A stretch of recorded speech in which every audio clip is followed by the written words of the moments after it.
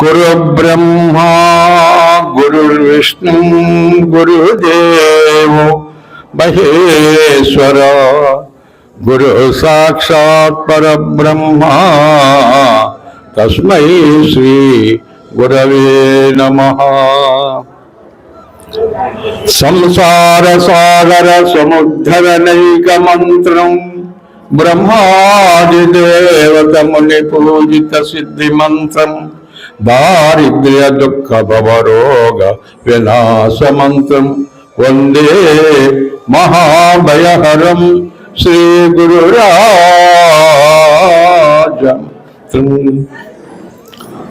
ఊర్ధ్వాంనాయ గురోం పదం త్రిభువనుకారార్య సింహాసనం సమస్త వేద పఠితం సచక్ర సంచారణ్యం అద్వైత స్ఫురదగ్నిమేకమమలం పూర్ణ ప్రభాశోభితం శాంతం శ్రీ గురు పంకజం భజమన చైతన్య చంద్రోదయం అఖండ మండలాకారం వ్యాప్తం యేన చరాచరం తత్పదం దర్శితం యేన తస్మై శ్రీ గురవే నమః. అజ్ఞానతిమిరాంధస్య జ్ఞానాంజనశలాకయా చక్షురున్మీలితం యేన తస్మై శ్రీ గురవే నమః. ధ్యానమూలం గురుర్మూర్తి పూజామూలం గురోపదం మంత్రమూలం గురుర్వాచ్యం ముక్తిమూలం గురో కృపా. పూర్ణానంద గురోర్ శిష్యం నిర్మలానంద సుబోధకం విమలాంబ నాగమాంబా సమేత నిర్మలానంద భైరవ స్వామి దేశికేంద్ర సద్గురుభ్యో నమో నమః.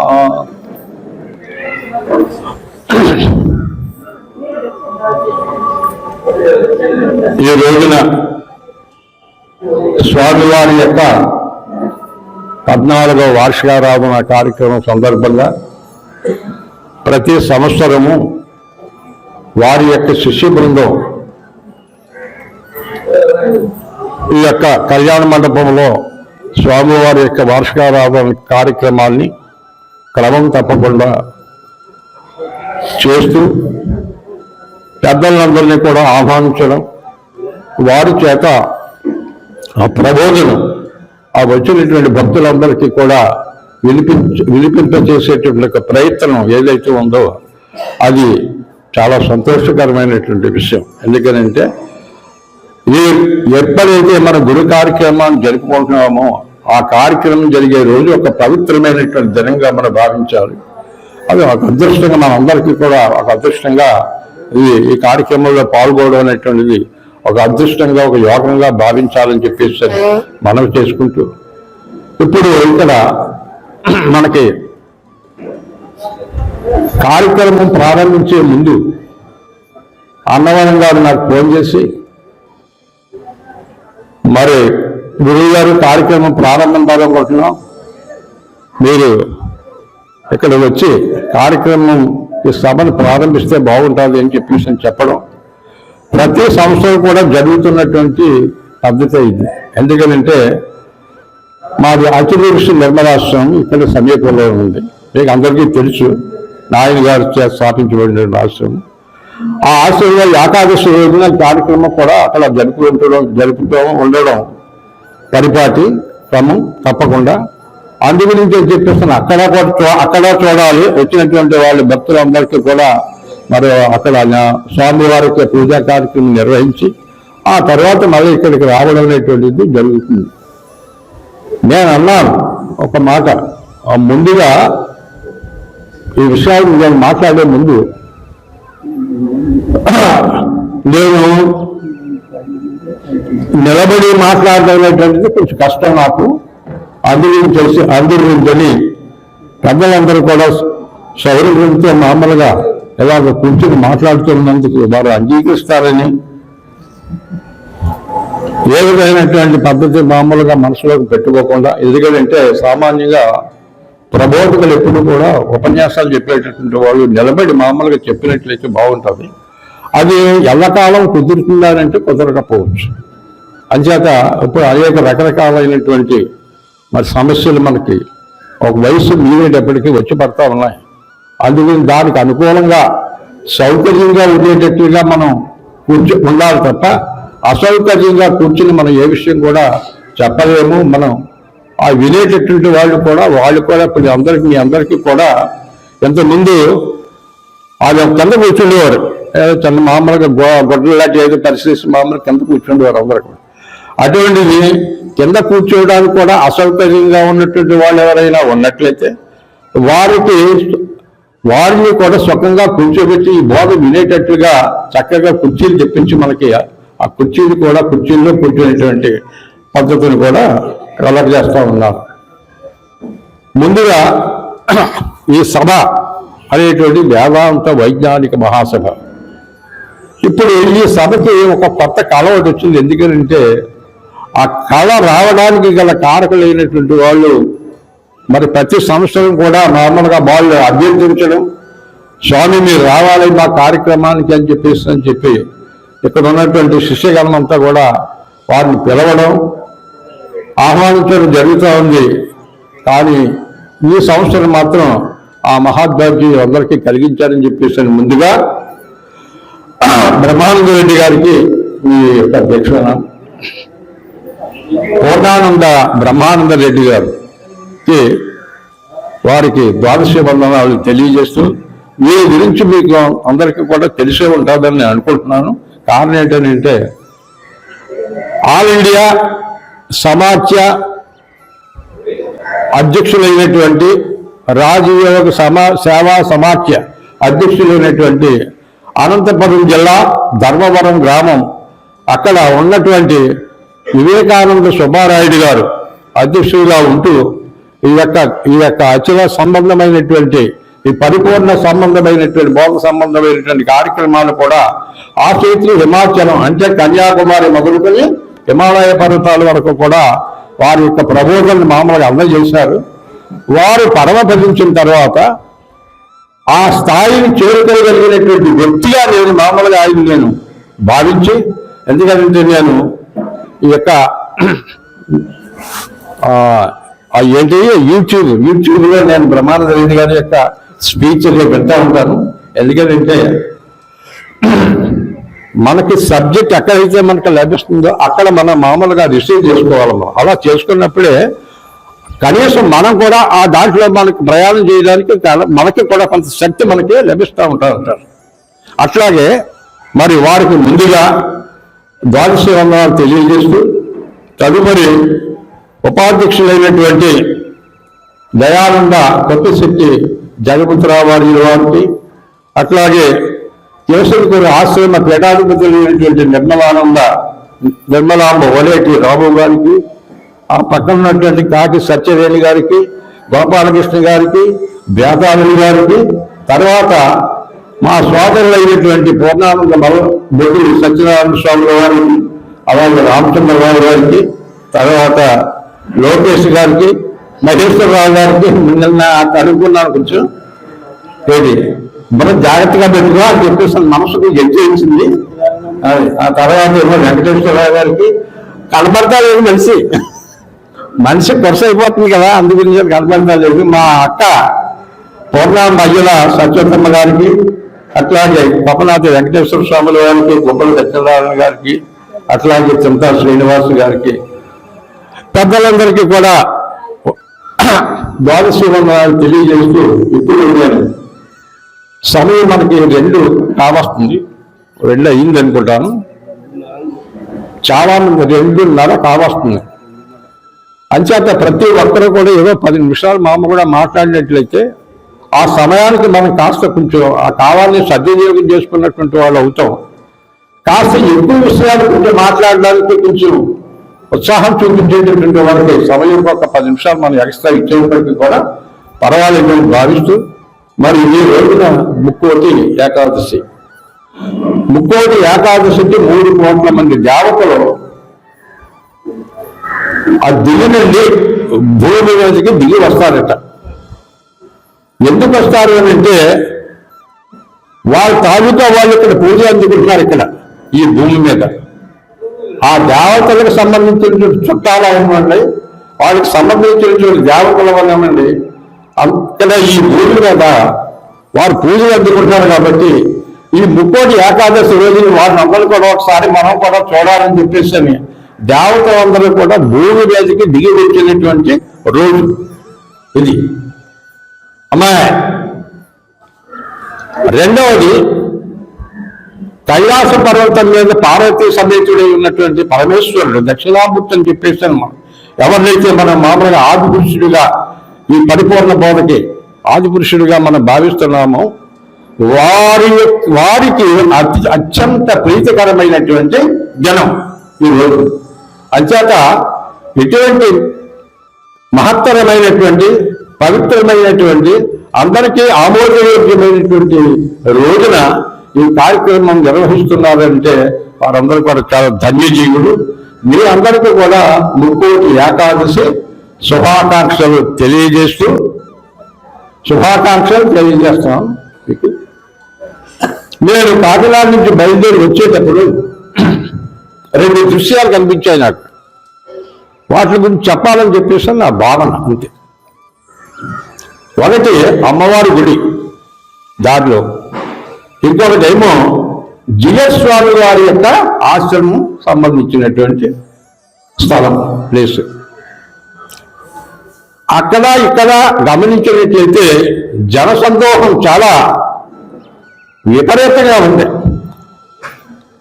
విపరీతంగా ఉండడమే కాకుండా అక్కడ ఆశ్రమంలో, ఆశ్రమం అంటే మనలాంటి ఆశ్రమం కాదు, అంటే వైష్ణవ సంబంధమైనటువంటి ఆశ్రమం కాబట్టి ఆ శ్రీమన్నారాయణమూర్తి వెంకటేశ్వర స్వామి వారికి అక్కడ ఒక టెంపుల్ అది కట్టించాడు ఆయన, జీవ స్వామి గారు. ఆ టెంపుల్కి వెళ్ళేటటువంటి, ఆ దేవాలయం వెళ్ళేటువంటి వాళ్ళు, ఆ దేవాలయం అక్కడ ఆశ్రమం నిర్మాణం చేయడం వల్ల అక్కడ ఉపాధి పొందినటువంటి వారు చాలా మంది కనిపించారు నాకు. వంటలు పెట్టుకున్నవాడు ఒకడు, బండీలు పెట్టుకున్నవాడు ఒకడు, సైకిల్ మీద తిరిగేవాడు ఒకడు, దండలు అమ్ముకుంటేవాడు ఒకడు, పువ్వులు అమ్ముకుంటేవాడు ఒకడు, ఇలాగ కొన్ని వందల మందికి ఎక్కడైనా ఒక టెంపుల్ ఉన్నప్పుడు కొన్ని వందల మందికి ఉపాధి కనిపిస్తుంది అక్కడ అటువంటి ఆశ్రమాల దగ్గర. అలాగే దేవాలయాలు, ఈ రోజు ప్రతి దేవాలయం దగ్గర కూడా కిక్కించినటువంటి జనం, భక్త జన సందోహం మామూలుగా వెళ్ళి ఆయా దేవతలను వాళ్ళు దర్శించుకుని వెళ్ళి ఆయా కార్యక్రమాలు నిర్వహించుకునేటువంటి ఒక పవిత్రమైనటువంటి రోజు ఇది. ఇకపోతే మనకి ఏడుకొండల వాడి వెంకట స్వామి మామూలు వెంకటేశ్వరుడు మామూలుగా మనకు చెప్పవలసిన అవసరం లేదు. కలియుగ దైవంగా పర్యాయపడుతున్నటువంటి స్వామివారి యొక్క ఆలయం అయితే ఇక లైన్లో 2 రోజులు 3 రోజులు కూడా ఉంది.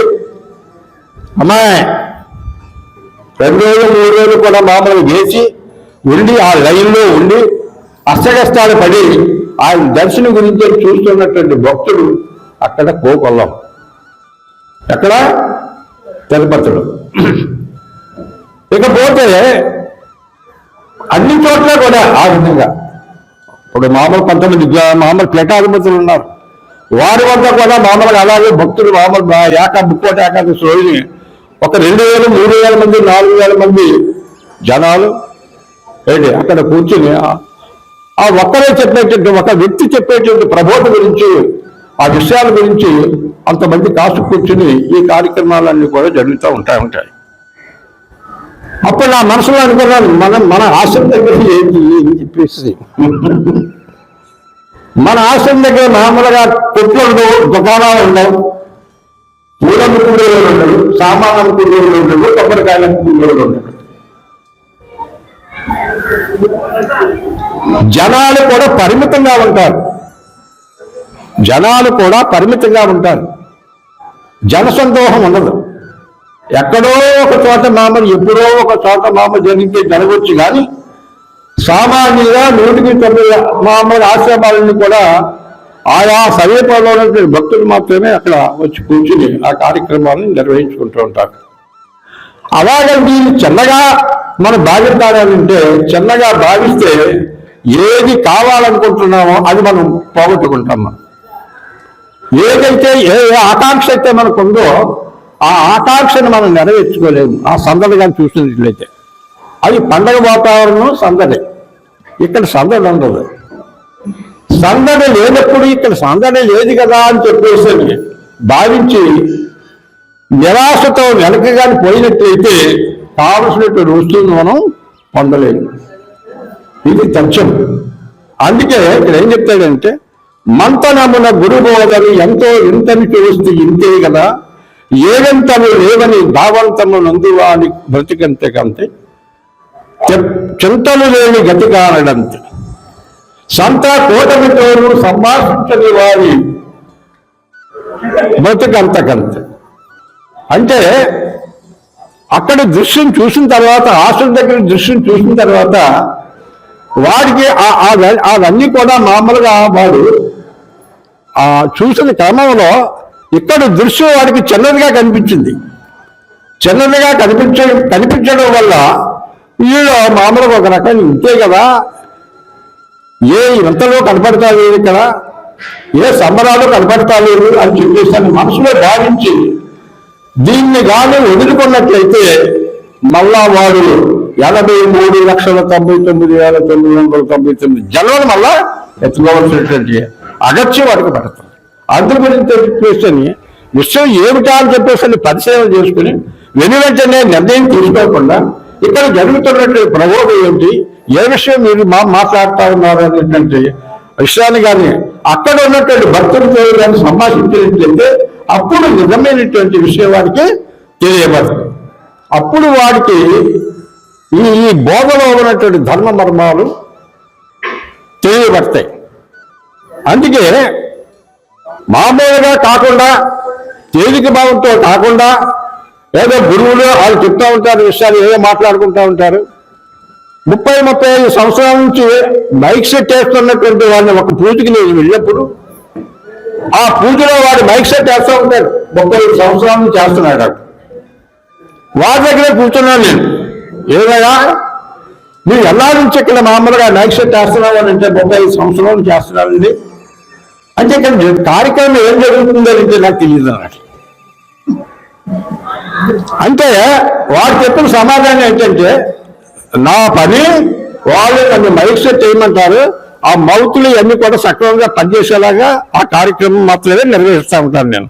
వాళ్ళు ఏం చెప్పుకుంటున్నారండి, భజనకి ఏం చేసుకుంటారు, ఆ గొడవ నాకు లేదు అని చెప్పి ఎక్కడున్నాడు, సన్నిధిలోనే ఉన్నాడు. గురువు యొక్క సన్నిధిలో ఉండి తెలుసుకోవాలనేటువంటి దౌర్భాగ్య పరిస్థితి ఎందుకు వచ్చిందంటే, పూర్ణ బోధ కొరకు పురుషుడు బహుజన్మ పుణ్యవసము చేత కొట్టవలయి అట్లు కాక ఉన్న అతి కష్ట సాధ్యంబు అఖిల జీవసంగా ఆత్మలింగ అంటాడు. దాని గురించి అని పుట్టినటువంటి వాడు. ఇప్పుడు నేనేమనుకుంటానంటే, ఈ దివి నుంచి వచ్చినటువంటి 30 దేవతలు ఎవరైతే ఉన్నారో ఆ దేవతలు మీరే అని చెప్పేసి. ఎందుకంటే దైవ కార్యక్రమం కాబట్టి, దేవతల యొక్క కార్యక్రమం కాబట్టి, ఇది గురువు యొక్క కార్యక్రమం కాబట్టి, ఈ కార్యక్రమంలో ఎవరైతే పాల్గొంటారో వాళ్ళే దేవుళ్ళు. అంచేత ఇటువంటి ఘనమైనటువంటి ప్రబోధంలో మనం మామూలుగా మనం ప్రయాణం చేస్తా ఉన్నాం. దీన్ని జనులందరూ గురుబోధము గనిరా జనులందు నేను గలిగిపోయిన్నాను, నన్ను మన్నించని వారిని మనుషును తలపోస్తూ పోగా మర్మ తప్పిన అగ్గిన వారు జన్మం తప్పాడు. అందరూ అవుతున్నారు కదా, నేను కూడా ఒకసారి వెళ్ళేసి కూర్చుని అక్కడ ప్రసాదం ఏదో తీసుకుని వేడి ఒక టెంకాయ పెట్టుకుని నమస్కారం పెట్టుకొస్తే సరిపోద్ది కదా అని చెప్పేసి అనుకున్నటువంటి వాడికి ఇందులో ఉన్నటువంటి ధర్మ మర్మాలు తెలియబడవు. అంటే దీని కాన్సెప్ట్ ఏంటంటే, ఆ విషయాన్ని ముందుగా వాడు తెలుసుకుని, అంటే ఆ నోట విని ఆ గురువు గారి దగ్గరికి ఎవరైతే మామూలుగా వచ్చాడో ఆ నోట వెళ్ళినటువంటి విషయం ఏం చేయాలంటే, జనన మరణము లేని ఘనమైన ఈ బోధ గణకున్న ఈ బోధలో ఉన్నటువంటి ధర్మ మర్మాలు కూడా తెలియబడవు అని అంటాడు. అంటే జనన మరణములు లేనటువంటిది బోధ. జనన మరణాలు ఉన్నటువంటి బోధ అంతా కూడా తక్కిన బోధలన్నీ కూడా జనన మరణాలతో కూడుకున్నటువంటివి. అక్కడ కూడా చెప్తా ఉన్నారు ఒక్కొక్క విషయం, ఇది ఇలా ఉన్నట్లయితే మీకు జన్మ ఉండదు అని చెప్పేశారు. అది ఎంతవరకు సాధ్యమా అంటే అది సాధ్యం అని అనిపించలేదు. ఎందుకంటే ఏ మార్గాన్ని అయితే మనం అనుసరిస్తే ఆ మార్గంలో మనకి ఈ జనన మరణాలైనటువంటి బంధం నుంచి దీని నుంచి విముక్తి పొందుతామో ఆ మార్గమే అచల పరిపూర్ణ సిద్ధాంతం అని గురువులు కరాఖండిగా చెప్పి ఈ దానిని మీరు మామూలుగా ఆచరించండి. మళ్ళా జననమైనటువంటి స్థితిని మీరు ఎలా వచ్చాం కాబట్టి వచ్చాం. మళ్ళా మరణించిన తర్వాత దేహ త్యాగానంతరం తర్వాత మళ్ళా మీకు జన్మ లేకుండా ఉండేటువంటి మార్గం ఏదైతే ఉంది ఇది తప్ప ఇంకొకటి లేదు అని చెప్పి మనకి తెలియజెప్పారు. అంచేత జనన మరణములు లేని ఘనమైన ఈ త్రోవ ఘననైతేనని బోధ గలకొన్న ఈ బోధలో ఉన్న ధర్మ మర్మాలు తెలియబడవు సుమా. అవి తెలియాలి అంటే చాలా సులువు అని చెప్తున్నారు, కష్టము అని చెప్తున్నారు. కష్టమే కానీ తెలియనటువంటి విషయం కాదు. అందుకని అంటే కష్టసాధ్యమైనటువంటి దాన్ని సులభంగా తెలుసుకోవడానికి ఒక చిన్న మార్గాన్ని సూచించారు వాళ్ళు.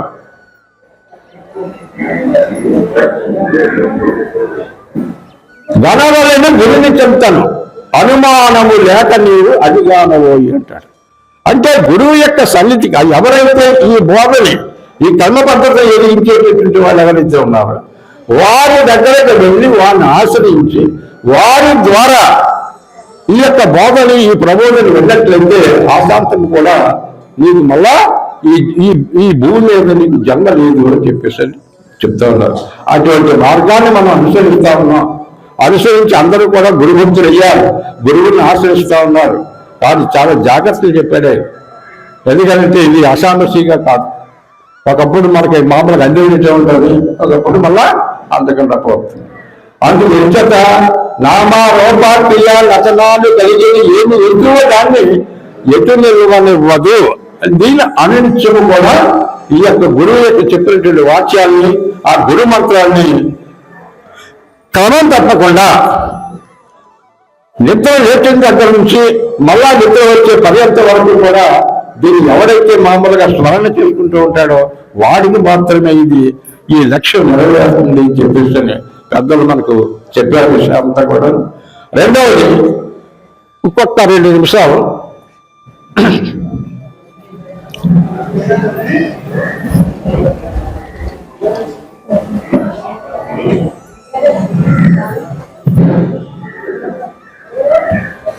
పాంచభౌతికంబు పసలేని దేహంబు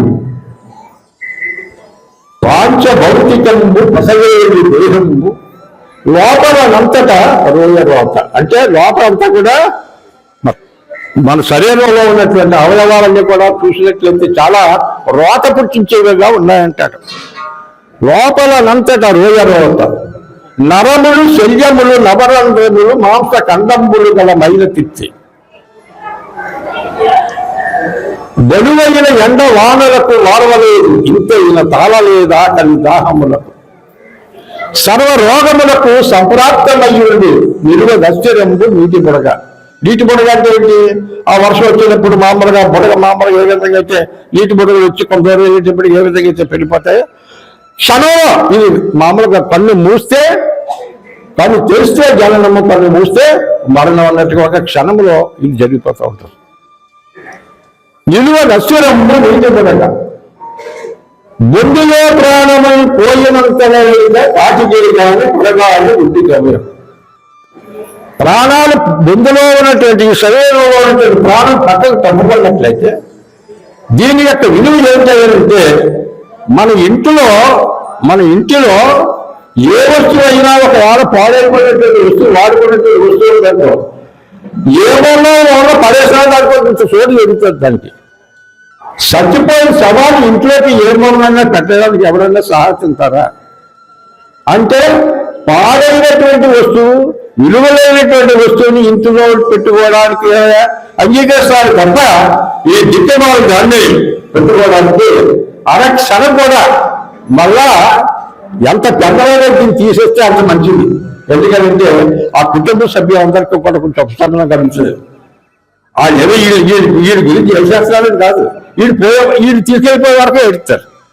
అయిపోయిన తర్వాత అక్కడ ఆ కార్యక్రమం అంతా జరిగిపోతే మామూలుగా మళ్ళా వారం రోజులకి 11 రోజులకి ధన కార్యక్రమం అవుతుంది, కొంత ఉపశమనం వస్తుంది. ఆ తర్వాత ఏమో మళ్ళా సంవత్సరాకం అంటే ఒక సంవత్సరాది అయిన తర్వాత మళ్ళా వాడికి ఈ కార్యక్రమాలను బట్టి గంట ప్రధానాలను బట్టి మామూలుగా నెమ్మదిగా ఆ మనిషిని ఆ వ్యక్తిని మర్చిపోతాం మనం. అంటే శరీరానికి దమ్మిడి విలువ కూడా లేదని చెప్పారు. ఆ శరీరం లేకపోతే దమ్మిడి విలువ చేయనటువంటి శరీరంగా లేకపోయినట్లయితే నేను ఏమి సాధించగలను, ఏమి చెయ్యగలను, ఎక్కడికి రాగలనా, ఎక్కడికి వచ్చి ఈ కార్యక్రమంలో పాల్గొనగలనా, దీని అవసరం ఉందా లేదా? అంచేత దీన్ని మనం పవిత్రంగానే భావించాలి. ఎందుకంటే ఒకదానికి ఒకటి ముడిపడి ఉన్నాయి కాదు తప్ప నేను శరీరము రెండు ఒకదానికి ఒకటి ముడిపడి ఉన్నాయి. ఆ ముడిపడి ఉండడం వల్ల ఒకదాని అవసరం ఇంకో దానికి ఉంది. ఒకటి లేకుండా రెండోది లేదు, ఒకటి లేకుండా రెండోది లేకుండా ఒకటి లేదు. నేను లేకుండా శరీరం లేదు, శరీరం లేకుండా నేను లేను. దానికి శ్రీకృష్ణ దేశం వారు ఫైనల్ గా ఒక చిన్న కథార్థం చెప్పి మేఘరికలు రెండింటిలో దానిది దీనిది తగ సృజించు మేఘరికలు ఇవి మూలము లేనిది సృజన అయ్యేనంటూ లేని లేవుంటే అంటే తప్పు లేని లేదు.